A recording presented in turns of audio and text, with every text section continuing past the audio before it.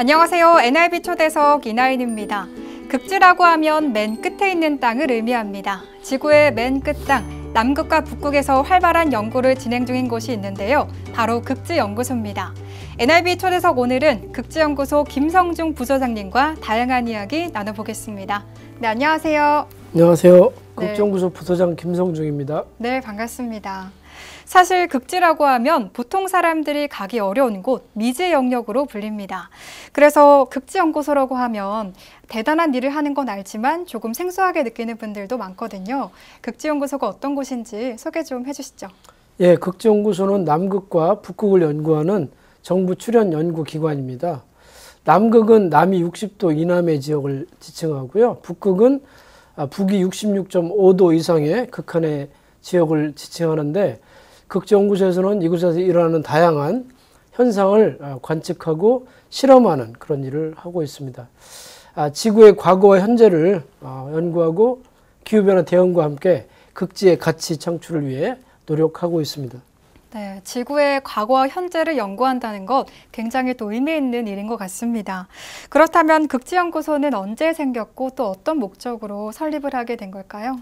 네, 우리나라에서는 1987년 한국해양연구소 극지연구실 설치와 1988년 남극세종과학기지가 준공되면서 본격적인 남극의 연구가 시작됐습니다. 네.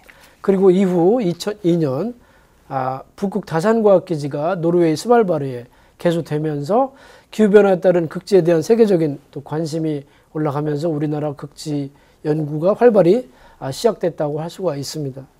이런 결실로 우리나라 극지연구를 전담하는 기관인 극지연구소가 2004년 인천 송도에 설립될 수 있었습니다. 네, 말씀하셨지만 요즘 기후위기가 심각하다는 뉴스가 계속해서 들려오고 있거든요. 극지연구소에서 환경과 관련한 연구들이 진행 중인 것으로 알고 있습니다. 어떤 연구들이 진행되고 있는지 좀 소개해 주시죠. 네, 맞습니다. 극지연구소는 극한지 기역에서 기후변화와 고기후 복원, 생태계 등 다양한 연구를 수행하고 있습니다. 또한 극지에서 연구하고자 하는 그 국내외 산학연 협력을 통해서 다학제 연구도 지원하고 있는데요. 네. 이 밖에 극지공학이라든가 원격 탐사, 또 내륙 진출을 위한 그런 미답지 탐사도 수행 중에 있습니다. 네. 사실 극지라고 하면 저는 하얀 얼음 위에 있는 펭귄이나 또 북극곰 같은 동물들이 먼저 떠오르거든요. 아무래도 제가 미디어로만 접해서 그런지 저한테는 굉장히 귀여운 동물인데 실제로는 좀 어떤 동물인가요? 네, 보통 우리가 흔히 극지라고 하면 펭귄과 북극곰을 떠올리게 됩니다. 네. 펭귄은 남극의 대표적인 생물이고요. 하지만 조류이지만 날지는 못하고요. 네. 하지만 물속에서는 굉장히 빠르게 움직이는 그런 특징을 가지고 있습니다. 연구소에서는 남극 세종기지 주변과 그리고 동남극 인익스프레서블 섬이라는 데 펭귄 마을로 불리는 남극 특별보호국을 지정해서 운영하고 있습니다. 네. 북극곰에 대해서도 얘기를 해보자면요. 네. 현존하는 곰 중에 가장 큰 개체로 알려져 있고요. 알래스카와 스칸디나비아 반도에 많이 있는 걸로 이렇게 지금 알려져 있고요. 근데 수영을 잘해서 북극은 또 해빙 근처에서도 많이 발견되기도 합니다.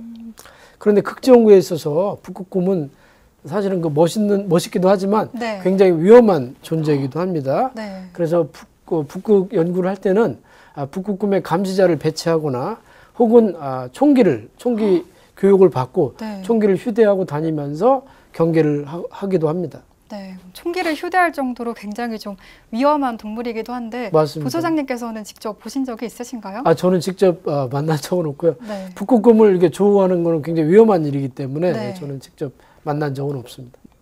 네, 그런데 사실 이런 펭귄과 북극곰 같은 동물들이 기후변화로 삶의 터전을 잃어가고 있다고 들었습니다. 기후변화는 동물들 그리고 인류에게도 당면한 문제인데요. 현재 극지에서 보이고 있는 기후변화는 좀 어떨까요? 굉장히 심각하다고 할 수가 있습니다. 극지에서 일어나는 기후변화는 장기적이고 종합적인 연구를 통해서만 파악이 가능한데요. 일례로 우리나라 같은 경우 매년 그 기후변화가 가장 빠르게 느끼는 곳이 남극의 세종과학기지 인근입니다. 네. 그 남극 셰틀랜드 군도에 위치해 있는데요. 세종과학기지 앞에 마리아 소만이라는 조그마한 만이 있는데 네. 그 앞에 그 눈이 이렇게 켜켜이 쌓여가지고 얼음이 된 그런 얼음이 바다를 꽉 채우고 있거든요. 네. 1956년부터 현재 저희들이 활동을 하면서 그 빙하가 매년 조금씩 줄어들고 있음을 직접 목도하고 있기도 합니다. 네. 그리고 북극의 기후변화도 굉장히 심각한데요. 북극은 다른 지역보다 온난화의 정도가 4배 이상 빠르다고 지금 알려져 있습니다. 네. 그래서 일부 보도에서는 2050년이면 북극의 여름철 해빙이 모두 지금 사라질 걸로 이렇게 보고 있습니다. 그렇군요. 이미 이렇게 좀 기후위기의 심각성을 체감하고 있는 분들이 많죠. 이상기온으로 또 사과 수확량이 감소하기도 하고 또 벚꽃축제에 벚꽃이 피지 않았다는 그런 뉴스도 들려옵니다. 극지연구소에서 이런 기후위기를 극복하기 위한 연구도 진행이 되고 있을까요? 예, 저희 연구소에서는 특히 남극에서는 그 빙하의 거동을 연구하는 그런 연구를 하고 있습니다. 왜냐하면 빙하가 녹으면 해수면을 올리기 때문에 네. 우리한테도 직간접적으로 영향을 줄 수가 있거든요. 극지연구소는 남극의 그 둠스데이 빙하, 즉 종말의 날 빙하로 알려져 있는 스웨이츠 빙하의 그 거동을 직접 그 모니터링하고 예측하고자 하는 그런 연구를 하고 있고요. 네. 예로 이 스웨이츠 빙하가 다 녹을 경우 네. 전지구 해수면을 한 1m 정도 올린다고 하기 때문에 네. 그의 움직임을 계속 지속적으로 관찰하고 또 예측할 수 있는 이런 연구를 해야 될 걸로 여겨집니다. 또 북극의 사례를 또 설명을 드리면요. 북극은 온난화가 4배 이상 빠르다고 그랬는데 네. 그에 따라서 해빙이 감소를 하고 해빙이 줄게 되면 북극의 기압이 올라갑니다. 그래서 중위도하고 기압의 차이가 줄어들기 때문에 그 북극을 감싸고 도는 폴라 볼텍스라는 게 있거든요. 네. 그 북극의 냉기를 가둬놓는 이런 커튼 같은 역할을 하는 건데 이 폴라 볼텍스의 세기가 약해져서 우리 댐이 무너지듯이 그런 약해짐에 따라 북극의 한기가 우리 한반도라든가 북미 이런 쪽으로 쭉쭉 남하하는 그런 한파를 겪기도 합니다. 네, 아까도 말씀하셨지만 극지연구소에서 기후위기와 관련된 연구들이 활발하게 좀 진행이 되고 있잖아요. 기후위기가 한반도에 미치는 영향 좀 설명 좀 해주시죠. 남극 같은 경우는 이제 빙하가 녹아서 네. 해수면이 올라가면 저희 한반도에 직간접적인 영향을 미칠 수가 있고요. 북극의 영향이 훨씬 더 직접적인데요. 네. 북극은 아까도 말씀드렸다시피 북극의 온난화가 다른 지역에 비해서 4배 이상 빠르게 지금 온난화가 진행 중에 있거든요. 네. 그렇기 때문에 온도도 올라가고 뭐 바닷물의 온도도 올라가기 때문에 늦가을에 그 해빙이 제대로 얼지 않으면 네. 그 바다에서 많은 양의 열이 대기로 방출이 되거든요. 그러면 극지역의 기압이 올라가고 또 중위도하고의 어떤 기압 차이가 줄어들기 때문에 북극을 이렇게 감싸고 도는 그 폴라 볼텍스라고 하는 네. 한기를 가두는 그런 커튼 같은 역할을 하는데 이 폴라 볼텍스가 뚝이 무너지듯이 이제 약화되면 네. 터지는 역할을 네. 터지는 그런 효과를 내고 있거든요. 그렇기 네. 때문에 뚝이 터지게 되면 이제 물이 쏟아져 내려오듯이 볼텍스가 약화되면 그 한기가 북극에서 우리 한반도나 그 북미 이런 지역들로 이렇게 쭉쭉 내려오거든요. 일례로 작년에 네. 지난 겨울이죠. 미국의 그 몬타나에서 영하 30도 이하로 떨어진 적도 있고요. 네. 체감 온도는 영하 50도 이하로 떨어졌기 때문에 막 생명을 위협하기도 했습니다. 그래서 미국에서 계획했던 전당대회도 취소되고 하는 이런 일도 있었습니다. 네, 그럼 아까 말씀하신 한기를 가두는 이 폴라 볼텍스가 사라질 수도 있는 건가요? 폴라 볼텍스가 사라지진 못하고요. 그거는 네. 겨울철에 어떤 극지역의 온도가 내려가기 때문에 형성되는 거기 때문에 네. 사라지진 않지만 이제 이게 보통은 굉장히 팽팽한 강한 상태를 유지하고 있었는데 네. 온난화 때문에 이게 이제 느슨해지기 때문에 네. 나타난 현상이라고 이해하시면 될 것 같습니다. 네. 사실 또 극지연구소 하면 빠질 수 없는 게 바로 쇠빙선입니다. 우리나라의 첫 쇠빙연구선이 아라운호인데 대원들과 10여 년째 동고동락하면서 극지를 누비고 있다고 들었거든요. 아라운호에 대해서도 소개 좀 해주시죠. 네, 맞습니다. 아라운호는 2004년에 건조를 시작을 했고요. 2009년에 진수를 했습니다. 그래서 우리나라 유일의 쇠빙연구선이고요. 쇠빙선은 그 얼음이 있는 지역에서도 연구를 할 수 있기 때문에 극주 연구에 아주 필수적인 연구 인프라라고 할 수가 있습니다. 아라운은 1.1m의 얼음 해빙을 네. 깨면서 5m의 속도로 시속 5m의 속도로 나갈 수 있는 그런 쇠빙 능력을 가지고 있는 인프라라고 할 수가 있겠습니다. 네, 그렇다면 극지에서 아라운호는 어떤 역할을 수행하나요? 아라운호는 뭐 그 연구항에도 물론 돕기도 하지만 또 기지의 어떤 물자 보급도 도와주고 있는데요. 특히 북극 같은 경우는 북극의 여름철인 7월부터 9월까지 연구 항차를 수행하고 있고요. 남극은 보통 10월에서 이듬해 4월까지 남극의 여름철이 되겠죠. 까지 연구 활동을 수행하고 있습니다. 아라오노에는 51종의 연구 장비들이 탑재되어 있기 때문에 다양한 연구를 지원할 수가 있고요. 또 장보기지 같은 경우는 헬기도 2대를 이렇게 운영을 하면서 인근의 빙하 시추라든가 이런 미답지 탐사라든가 이런 연구들을 도와주기도 합니다. 네, 극지에서의 아라오노가 거의 만능에 가깝게 느껴지는데 그런데 아라오노가 취역한 지 10년이 넘었잖아요. 아무래도 연구를 수행하다 보면 한계점도 있을 것 같은데 차세대 세빙연구선의 건조 계획이 또 있을까요? 맞습니다. 지금 아라오노가 올해로 15년을 맞았습니다. 그래서 좀 이제 나이가 좀 들고 있고요. 그래서 물론 아라온이 이제 남북극을 바쁘게 오가다 보니까 그동안은 북극에 어떤 빠른 기후변화에 대응하는 이런 연구를 하는데 좀 한계가 있었습니다. 다행히 2021년 정부에서 2번째 제2쇄빙선 예비 타당성 조사가 통과가 되어서 현재는 제2쇄빙선 차세대 쇄빙선의 건조가 지금 추진 중에 있습니다. 그래서 만약에 차세대 쇄빙선이 만약에 이제 계획대로 해서 잘 진수가 된다면 그동안 우리가 제대로 커버하지 못했던 북극의 어떤 기후변화 대응이라든가 이런 연구를 할 수 있기 때문에 벌써부터 마음이 좀 설레고 있습니다. 네, 기후변화에 대한 그런 연구가 조금 더 진척될 수 있는 거죠, 그러면? 맞습니다. 뭐 진일보할 수 있다고 할 수가 있겠습니다. 네. 다음 질문은 조금 가벼운 질문일 수도 있고 평소에 제가 좀 궁금했던 질문이기도 한데요. 극지 연구를 위해서 많은 인력들이 남극이나 북극으로 파견을 가잖아요. 대원들이 극지에서 얼마나 머무르고 또 어떤 활동을 하는지 그 현장이 좀 궁금합니다. 남극의 그 대원들은 크게 3가지로 나눌 수가 있는데요.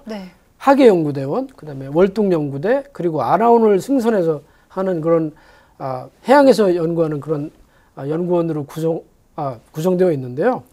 하계연구대는 말 그대로 남극의 여름철 등 장보기지는 11월부터 이듬해 3월까지, 그다음에 세종기지는 12월부터 이듬해 2월까지 특정 기간에만 파견되어서 연구하는 그런 대원들이 되겠고요. 2번째는 이제 월동연구대원인데요. 월동연구대는 약 13개월 정도 이제 월동을 체류를 하면서 이제 월동을 하는 대원이고요. 현재 남북극 기지 18명이 지금 파견되어 있습니다. 마지막으로 이제 아라오노를 승선해서 항차별로 1개월에서 2개월 정도 이렇게 해양의 어떤 그 탐사라든가 물질, 해양의 어떤 그 물의 수집이라든가 이런 연구를 하는 그런 대원들로 이제 구성이 되어 있습니다. 네, 지금 극지연구소에서 일을 하고 계시지만 아마 시청자분들 중에도 극지연구소에서 일을 해보고 싶다 이런 분들도 있을 것 같아서요. 어떤 역량이 필요한지 좀 말씀 좀 해주시죠. 네, 극지연구소는 말 그대로 극지연구기관이기 때문에 이제 연구원의 비중이 높고요. 극지연구원으로 뭐 활동을 하고 싶다 그러면은 저희들이 주로 이제 대기라든가 해양, 지질, 지구물리, 생물 이런 이제 4개 분야에 이제 집중적으로 해서 연구를 하고 있는데요. 이런 쪽에 석사라든가 박사학위 그런 전문적인 그 지식을 쌓아야 되고요. 또 그 전문 지식을 보여주기 위해서 논문을 이렇게 게재를 한다든가 이런 식으로 해서 어떤 전문성을 입증을 받으면 아무래도 이제 극지 연구를 할 수 있는 기회가 넓어질 수 있을 것 같습니다. 네, 아무래도 극지 연구소다 보니까 남극이나 북극에 다녀왔을 때 가산점 같은 것도 있을까요? 직접적으로 그 뽑는데 뭐 저기는 없지만 들어와서 이제 활동할 때는 좀 가산점이 있습니다. 근데 뭐 들어오는 데 있어서의 가산점은 없는 걸로 알고 있습니다. 네, 그렇군요. 하지만 이제 극지 관련된 연구를 하면 굉장히 이제 유리한 점은 있겠죠. 네, 그렇군요. 사실 허락된 자만이 갈 수 있다 이런 말도 있고 남극에서 살아본다는 건 사실 돈으로 매길 수 없는 값진 그런 경험이잖아요. 제가 듣기로는 부소장님도 극지에 다녀오셨다고 들었는데 그곳에서는 어떤 일을 하신 건가요? 네, 저도 극지를 다녀온 적이 있습니다. 저는 기후변화를 연구하기 때문에 뭐 극지에 오랫동안 체류하거나 이런 연구를 하는 건 아니지만 그래도 극지 기후변화의 어떤 현상이나 이런 관측을 위해서 세종기지와 다산기지를 다녀온 적이 있고요. 특히 2017년에는 대원들을 이끌고 남극 세종기지에서 1년 동안 월동을 한 그런 경험도 있습니다. 그래서 그 기지에서 월동을 나는데 분리자드라든가 이런 낮은 온도라든가 이런 데에서 굉장히 좀 열악한 환경에 대해서 잘 이해를 하고 있습니다. 네. 정말 아름다운 곳일 것 같다는 생각이 드는데 기억에 남는 그런 장면이 있다면 어떤 것들이 있을까요? 이제 극지는 처음에 가면은 이제 그 여기하고 풍경이 다르기 때문에 네. 굉장히 강렬하게 다가오거든요. 네. 주로 이제 눈과 이런 맨 그 땅 이런 걸로만 이루어져 있고 또 펭귄이라든가 이런 인근에서 보기 어려운 동물들이 있기 때문에 처음에는 굉장히 강렬한데 사실 좀 지나면 이게 좀 네. 그 풍경에 더 익숙해지기 네. 때문에 네. 상당히 좀 지루하게 느낄 수가 있거든요. 네. 그럼에도 불구하고 거의 저 같은 경우는 날마다 달라지는 그런 풍경들이 굉장히 이채로웠고요. 네. 또 하늘이 맑기 때문에 네. 은하수가 쏟아지는 그런 풍경들은 잊을 수가 없습니다. 그래서 네. 이런 데서 경험하지 못하는 그런 색다른 네. 체험이라고 할 수가 있겠습니다. 네, 정말 말로만 전해 들어도 참 아름다운 곳일 것 같다는 생각이 드는데 이렇게 아름다운 대륙에 머무를 수 있는 특권이 있긴 하지만 또 말씀하신 것처럼 극한의 좀 혹한 또 고립감을 좀 견뎌내야 하다 보니 업으로 삼기에는 좀 쉽게 내릴 수 있는 결정은 아닐 것 같거든요. 부소장님께서는 어떤 계기로 극지에 이렇게 관심을 가지게 되셨나요? 글쎄, 저는 그 해양 물리를 전공을 해서 미국에서 석사, 박사학위를 했습니다. 그래서 그 제가 학위했던 전공이 해양의 컨베이어 벨트 순환이라는 것인데, 네. 이 해양의 컨베이어 벨트는 전 세계의 에너지를 전 세계로 이게 전달해주는 그런 역할을 하는 매개체이거든요. 근데 해양의 컨베이어 벨트 순환의 시작점이 바로 극지입니다. 그렇기 때문에 그렇군요. 저는 자연스럽게 이제 극지에 어떤 관심을 가지고 연구를 하게 된 거고요. 네. 박사학위 이후에는 또 캐나다 기후무용 연구소에 가서 또 수치 모델을 이용해서 극지역을 연구를 하는 그런 연구를 하다가 2003년에 극지연구소로 들어와서 현재까지는 이제 국내 유일의 극지연구소이기 때문에 제 전공하고도 잘 맞고 하기 때문에 아주 즐거운 마음으로 이제 연구를 하고 있는 것입니다. 네, 그렇군요. 이런 극지연구소가 올해로 20주년을 맞았다고 들었습니다. 그동안 많은 일들이 있었을 텐데 특히 좀 기억에 남는 성과가 있다면 어떤 게 있을까요? 예, 지난 20년간 극지연구는 양적으로 또 질적으로 많은 변화와 성과를 이루어냈습니다. 정책적으로는 2021년에 극지활동진흥법이 제정이 되면서 어떤 극지연구의 제도적인 근거가 생겼고요. 국가 차원의 극지활동 지원도 더욱 공고해졌습니다. 극지, 특히 남극에서의 활동에는 연구 역량과 성과를 통한 국제사회의 인정이 아주 필수적입니다. 네. 그렇기 때문에 해외 유명 저널에 매년 저희 연구소는 수백 편의 논문을 게재하고 하면서 그 성과를 입증을 하고 있습니다. 또한 지난 2021년에는 전임 소장이었던 김해동 박사님께서 스카라고 하는 남극 연구과학위원회라고 있거든요. 그 위원회 의장으로 지금 선출이 되어서 우리나라의 위상을 전 세계에 지금 보여주고 있습니다. 네, 그동안 20년 가까이 극지연구소에서 많은 연구들이 이루어졌는데 앞으로의 목표, 계획에 대해서도 말씀 좀 해주시죠. 네, 극지연구소라는 이름으로 본격적인 연구를 수행한 지 벌써 20년이 되었습니다. 그동안 정부와 극지연구에 개척에 앞장서셨던 많은 과학자들 그리고 국민 모두의 성원이 있었기에 가능한 일이라고 생각합니다. 극지연구소는 세계 유수의 국가들과 어깨를 나란히 하게 되었지만 앞으로 기후위기를 규명하고 대한민국과 국제사회에 기여하고 최선을 다하기 위해 앞으로도 많은 관심과 성원을 부탁을 드리겠습니다. 네, 아무래도 기후위기가 심각한 상황인데 기후 전문가로서 우리 시민들에게 당부하고 싶으신 말씀이 있다면 한 말씀 해주시죠. 예, 최근에 그 이산화탄소 농도가 420ppm 이상을 좀 넘고 있습니다. 네. 이건 굉장히 빠른 속도로 좀 산업혁명 이후에 올라가고 있는 거고요. 참고로 산업혁명 이전에는 대기 중 이산화탄소 농도가 280ppm이었습니다. 그래서 굉장히 빠른 속도로 올라가고 있는 거고요. 그 이산화탄소의 농도 증가는 저희들이 일상에서 쓰고 있는 그런 자동차라든가 또 공장이라든가 이런 쪽에서 나오는 어떤 온실가스 때문인데요.